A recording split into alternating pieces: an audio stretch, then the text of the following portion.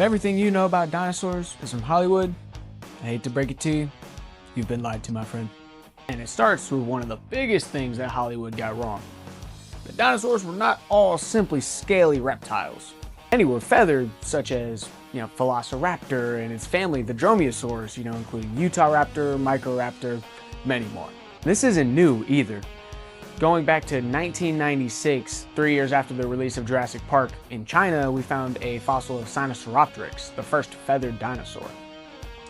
So the site actually contained multiple specimens of the Sinosauropteryx, each with preserved feather impressions in the ground. So when scientists actually looked closer at these structures under a microscope, they saw that they weren't like modern feathers. Instead, they were like a clear filament-like structure all across the body. They would then dub them Proto Feathers.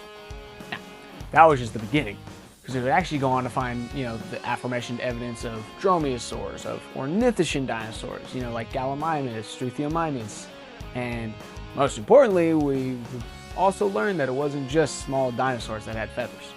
So, this leads me to one of my favorites, the Utyrannis. The Utyrannis was a 9-meter long tyrannosaur that also lived in China. And I do think it's important to mention that while we tend to associate this time period with a more tropical, hot, humid climate, it absolutely had the same variety that we have today, and China was a much colder climate.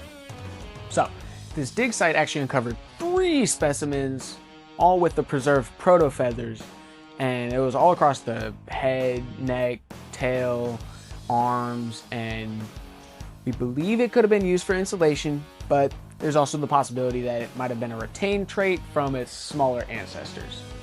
Okay, so while discoveries like these don't necessarily mean that every dinosaur was feathered, it definitely means that some were, and hints at the possibility of many more feathered dinosaurs that we don't even know of.